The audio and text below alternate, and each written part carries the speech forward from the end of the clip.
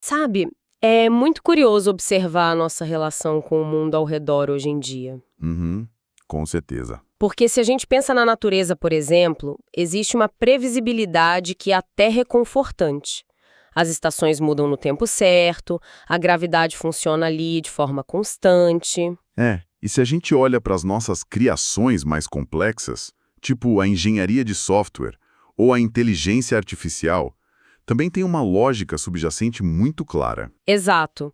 Um código roda, uma variável entra e o sistema entrega um resultado esperado. Uma relação de causa e efeito quase perfeita, né? O erro aparece na tela e a gente corrige rapidinho. Mas aí, quando a gente volta o espelho para a nossa própria vida, para o comportamento humano puro e simples, a coisa muda completamente de figura. Vira uma bagunça. Total. Pensa na forma como qualquer pessoa lida com um trânsito absurdo depois de um dia exaustivo. Ou como a gente reage a uma crítica dura no trabalho. Ou até um atrito em casa durante o jantar. Sim. De repente, toda aquela clareza e previsibilidade simplesmente desaparecem, fica turvo. É um caos absoluto de emoções batendo de frente com a realidade. É a definição perfeita de águas turbulentas, porque a gente quer desesperadamente ter o controle da situação. Queremos ser racionais, justos, mas o ser humano se vê dominado por impulsos que parecem impossíveis de mapear. Não tem um botão de desligar para a raiva, né? Exatamente. Não existe um botão de desligar para a ansiedade. E é exatamente por isso que o nosso mergulho aprofundado de hoje é tão impactante. Nós estamos analisando um conjunto de fontes fascinantes que abordam as bases doutrinárias e éticas da fé cristã. Conhecimento intelectual sobre o Criador, a vivência de uma vida cotidiana. O foco central do material é olhar para a natureza de Deus e, a partir daí, destrinchar as 9 virtudes que compõem o que os textos chamam de fruto do Espírito. Um conceito que foi desenhado para transformar o caráter humano de dentro para fora. O grande diferencial aqui é justamente essa intersecção entre a teologia densa e a aplicação prática imediata. Não estamos falando de um manual de autoajuda focado em esforço mental, então. De jeito nenhum. O texto apresenta uma mecânica de transformação espiritual profunda. Uma mudança que altera a forma como o ser humano opera no seu nível mais fundamental. Ok, vamos desvendar isso, porque a nossa missão aqui não é simplesmente listar virtudes antigas como se fossem itens de uma lista de supermercado. Definitivamente não. O objetivo é entender como a compreensão de um Deus que governa o universo afeta a maneira exata como lidamos com os nossos piores impulsos. E o material deixa claro que tudo parte da própria essência desse Deus, certo? Sem dúvida. Para entender a mecânica dessas virtudes, a gente precisa olhar para a origem delas. As fontes estabelecem uma premissa teológica fundamental. Tudo começa na natureza de Deus. Certo. O texto define o Criador como um espírito pessoal perfeito que governa o universo com um amor absolutamente santo e com onisciência, significando que ele tem conhecimento total de tudo. E onipotência também, pelo que vi. Isso. Essa é a base. É dessa natureza divina, que é inabalável, que o chamado fruto do Espírito se origina. Não é algo fabricado pelo ser humano. É originado no Criador e implantado na pessoa. Mas espera, eu preciso fazer uma pausa aqui, porque eu sou um pouco cética com saltos lógicos. Existe um abismo gigante nessa lógica. Como assim? Temos, de um lado, a perfeição absoluta de um Deus onisciente. Do outro lado, um ser humano comum que perde a paciência porque a internet caiu no meio de uma reunião. Como é que o texto justifica essa ponte? Essa é a grande questão. E é aí que entra uma diferença estrutural crucial apontada de forma muito inteligente nas fontes. O material faz um contraste muito forte entre o que ele chama de obras da carne e o fruto do Espírito. E a gramática aí importa muito, né? Importa demais. Não é um mero detalhe. As obras da carne estão no plural. Plural porque representam a fragmentação humana. Precisamente. As fontes descrevem as obras da carne como atitudes fragmentadas e caóticas. Elas representam as nossas tendências egoístas. Tipo a pessoa que é muito honesta nos negócios, mas cruel com a família. Perfeito. Ou alguém super prestativo, mas consumido por inveja em segredo.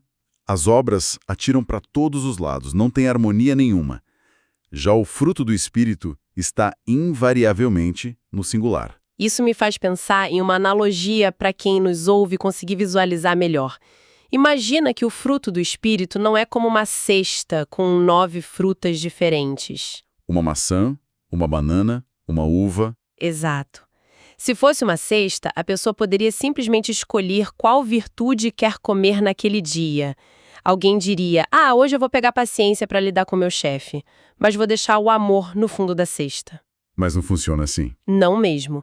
Pelo que as fontes detalham, a estrutura se parece muito mais com a luz passando por um prisma. O que é fascinante aqui é que essa imagem do prisma traduz perfeitamente o conceito bíblico. Pois é. É um único feixe de luz branca que entra e, ao passar pelo vidro, se divide em 9 cores diferentes. Mas continua sendo a mesma luz. Uma unidade inquebrável. E o Espírito Santo não atua como um remendão de falhas isoladas. Ele não fala, vamos melhorar só sua gestão de raiva este ano. O objetivo é produzir um caráter íntegro de uma só vez. Mas e o mecanismo de ação para essa luz passar pelo prisma? É a submissão. Exige-se uma entrega à direção divina. Não dá para ter a refração da cor azul se a luz inteira não passar pelo prisma. Ou cresce tudo junto, ou é só esforço humano isolado. Certo, compreendida essa unidade, como isso muda a vida real?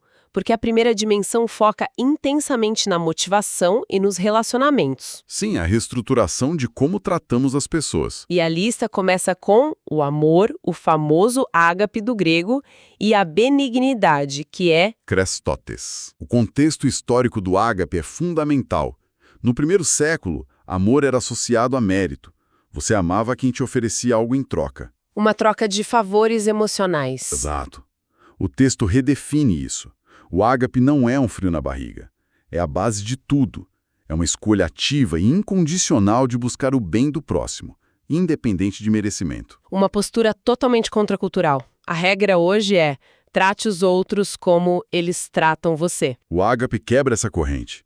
E ele transborda de forma causal para a segunda virtude, a benignidade, a bondade em ação. Aquela disposição de ser útil sem exigir confete. Isso, a ausência de aspereza no dia a dia. Mas me permita fazer o papel de advogada do diabo aqui, especialmente na terceira virtude dessa dimensão, a mansidão ou prautes. Lá vem. Vamos ser muito honestos sobre o mundo corporativo moderno ou as redes sociais.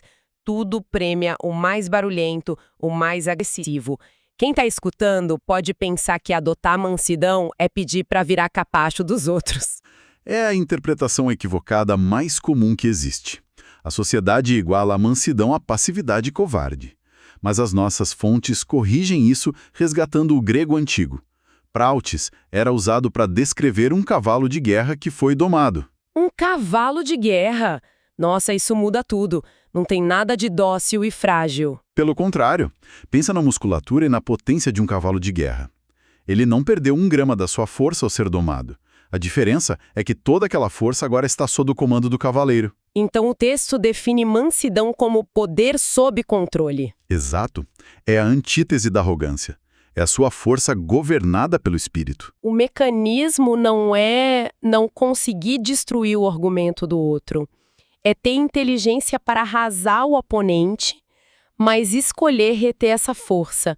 Agir com brandura intencional. O indivíduo manso tem os recursos, mas submete o próprio ego. E não revidar, quando se tem todo o poder para isso, é a maior demonstração de força possível. Aqui é que a coisa fica realmente interessante.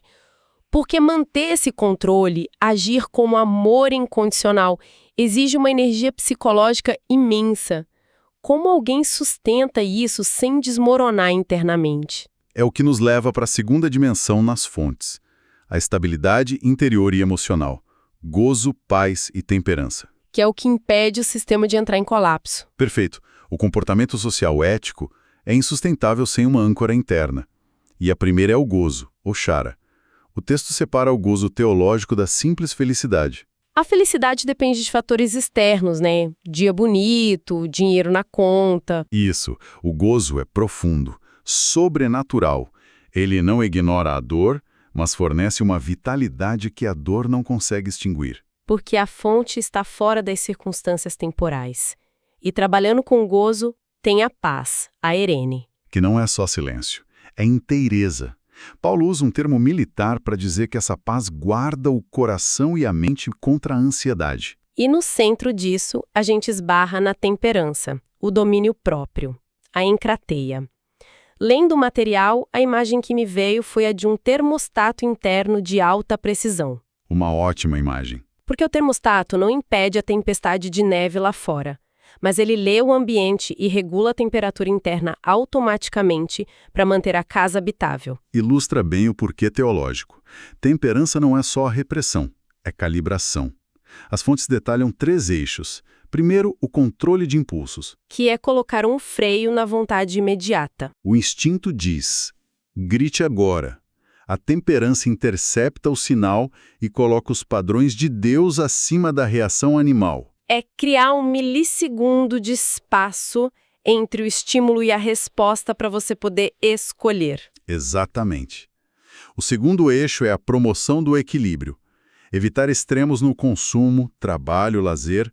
E o terceiro eixo é a disciplina espiritual. Mas como o texto diferencia essa disciplina da força de vontade humana normal? Porque a gente sabe que a força de vontade é como bateria de celular, acaba muito rápido no estresse. Esse é talvez o ponto mais importante de todo o material. A ciência chama de esgotamento do ego, mas o domínio próprio gerado pelo espírito não vem do esforço exaustivo da mente tentando não errar. Ah, então é uma virtude que fortalece de fora para dentro. Isso. Garante que os princípios espirituais prevaleçam mesmo quando a pessoa está exausta. A fonte não é o indivíduo. O que nos leva para a terceira dimensão do fruto: integridade e resiliência. Bondade, fé e longanimidade. Como lidar com a fadiga de tentar ser correto no mundo incorreto por anos a fio? Aí entram essas virtudes de longo prazo. A bondade, a gatocine, não é só ser simpático, é uma retidão enérgica, uma repulsa ao que é injusto. Fazer a coisa certa quando ninguém está olhando. Repetidas vezes. E junto vem a fé, ou fidelidade, pistes, não é uma crença passiva. É uma confiança ativa de que o Criador é justo e está no controle. O que gera uma lealdade contínua. E aí chegamos ao desafio definitivo. A longanimidade, macrotimia. Então, o que tudo isso significa na prática? Porque lidar com um colega passivo-agressivo por 5 anos, engolir injustiças, aguentar as demoras da vida, é aí que muita gente quebra. Se conectarmos isso ao cenário geral, a etimologia explica muito. Macros significa longo e timos significa ira. Literalmente, ter um pavio longo. Reter a reação irada por muito tempo. Mas por que alguém aceitaria passar por isso em vez de só cortar relações? Porque a lógica é belíssima. Ao agir com um pavio longo, o ser humano reflete o caráter paciente do próprio Deus com as nossas falhas. Quando a pessoa suporta a falha do próximo com graça, ela espelha a paciência divina. É o cimento que mantém os relacionamentos intactos. Uau! Isso é uma mudança de paradigma colossal. A gente aprende a dizer, eu sou assim mesmo, quem não gostar que aguente. E o material nos confronta com a ideia de que nossos instintos devem ser completamente reescritos por um autor superior. O resumo de toda essa arquitetura é muito contundente. A substituição das reações caóticas pelas virtudes divinas, né? Sim. O reflexo do caráter de um Deus onisciente sendo gestado em quem se submete a ele. Não é polir defeitos ou ser uma versão melhor de si mesmo, é uma natureza inteiramente nova. O valor prático disso é incalculável para a nossa audiência. Não é só teologia de prateleira.